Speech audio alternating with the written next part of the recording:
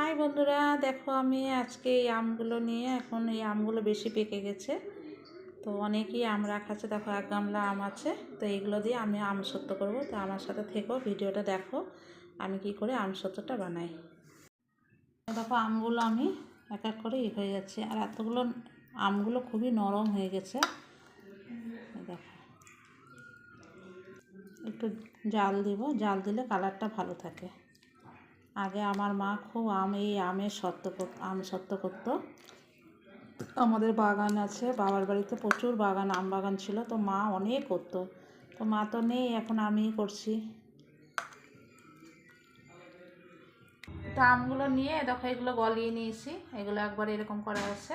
তা আমি এই মশারির মধ্যে সেঁকে নেবো, তো যাতে আঁশটা বেরিয়ে যায় আর ভালোটা থাকে, আম সত্ত্বটা মানে লাগে। এখন সেঁকে নিচ্ছি এর মধ্যে,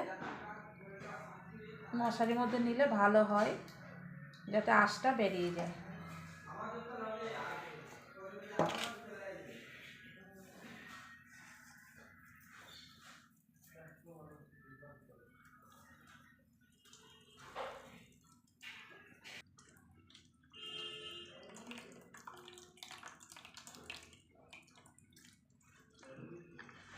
এরকম করে করলে ভেতরে যে আঁশটা থাকে, আঁশটা ভেতরে থেকে যায়। আর একটা দেখো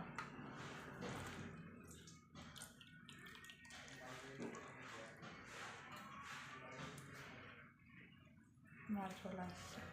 ওই আমের গোলাটা আমি দিয়ে দিলাম।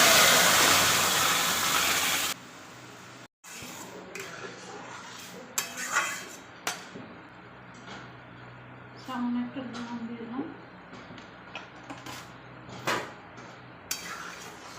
আমটা যেহেতু মিষ্টি, চিনি না দিলেও হবে।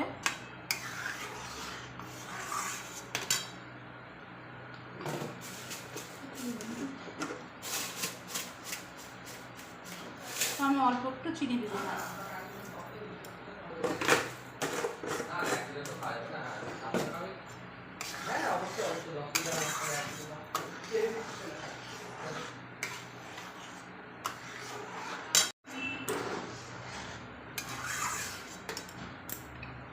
একটু কাশ্মীরি লঙ্কা দিচ্ছি।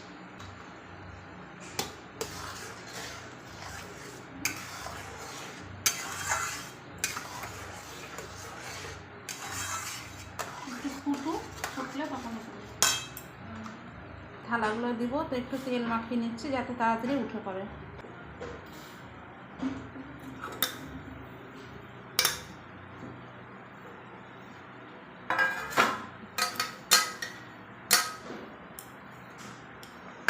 আমি আমটা জাল দিয়ে রেখেছিলাম, তো এটা আমি থালার মধ্যে তেল মাখিয়ে রেখেছিলাম, এটার মধ্যে আমি ঢেলে দেবো। এটা গরম আছে, গরমের সঙ্গে সঙ্গে ঢালতে হয়।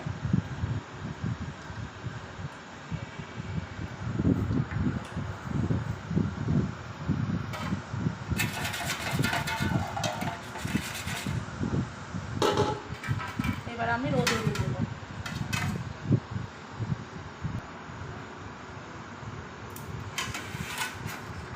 গরম গরম দিলে কি সঙ্গে সঙ্গে একটু